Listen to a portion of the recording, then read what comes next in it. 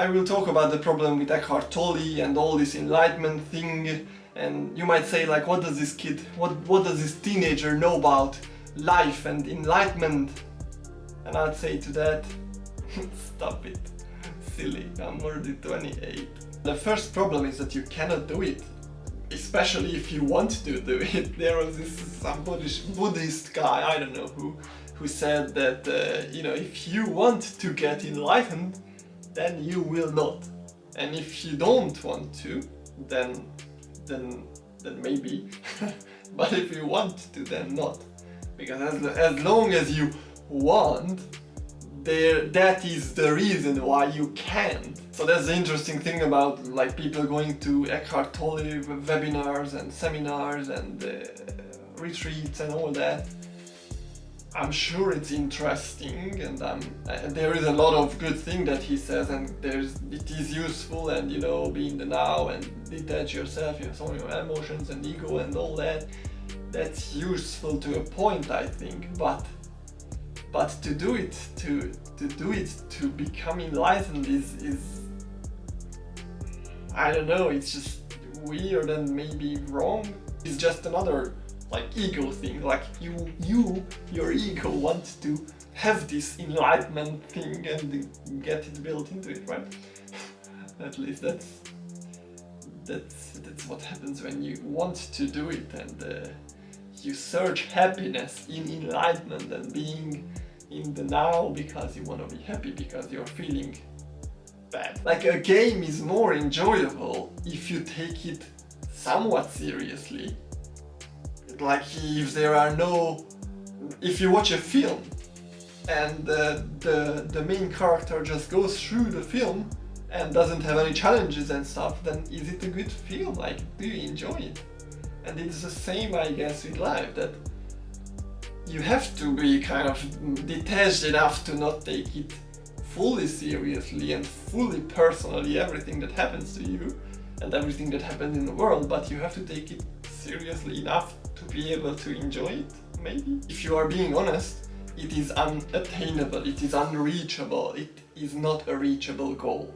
Like, how many people have reached enlightenment ever by learning it? And Eckhart Tolle is a good example for this, because he didn't actually become enlightened by learning it or learning about it. In fact, he didn't even know about all this enlightenment and stuff when he got enlightened.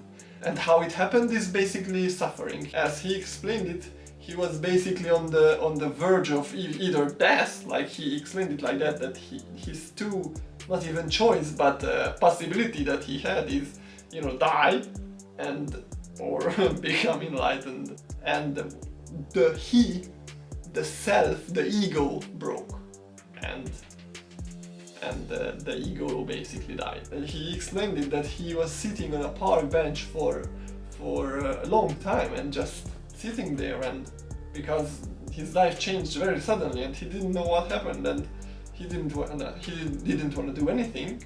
He just sat there and was not thinking, and he just sat there and didn't know what's up. He was just good, I'm enlightened, I'm good. Hi, doggy.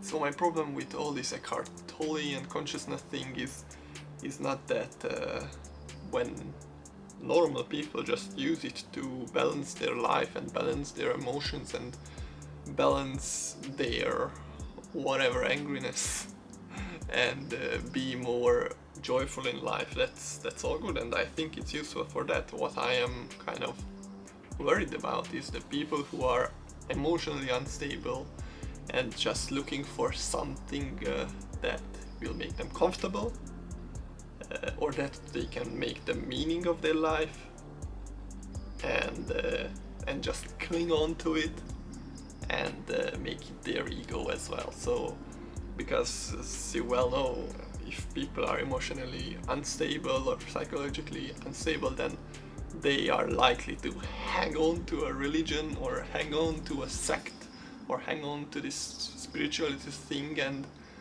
find or try to find meaning in that.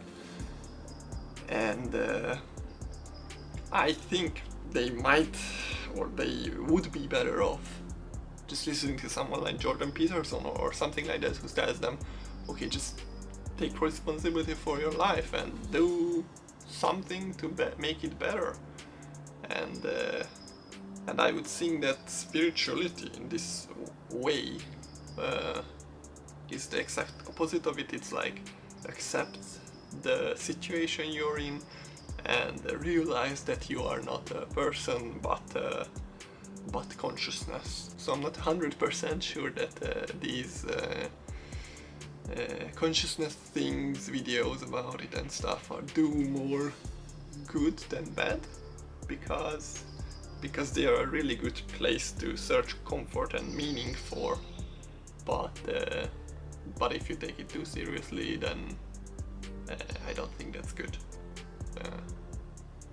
Which, you know, people might disagree with. For example, there was this guy in one of Eckhart Tolle's seminars whose dog died, and he asked Eckhart Tolle, like, how can I be conscious and in the now, and how can I be detached from my emotions without betraying my dog? Meaning, like, because he felt like being in the now and not feeling sad about the death of the dog is betraying his dog, and he didn't want to do that. But if you are conscious and in the now, then you can't be so emotional and all that. And so that was the question. And Eckhart's answer was that, well, the thing that you loved wasn't the physical form or the personality of the dog, it was the consciousness that's also present in a rock, for example. I think that's just taking it too far. I just don't think that if you ask that you then you benefit from this consciousness thing. I think it's beneficial if you are really balancing it and having it on the side as a thing that just makes your everyday life better, not a thing that you should base your life around, you know? It would seem to me. These fucking birds are so loud, what the fuck? In the morning they are all loud. It's like, people are asleep, let's party. Beep, beep, beep, beep, beep, beep, beep. Bruh. Alright then, if the birds don't want me to continue, then I don't, because yeah, I think I've said it all what I wanted. So yeah, good. Goodbye then.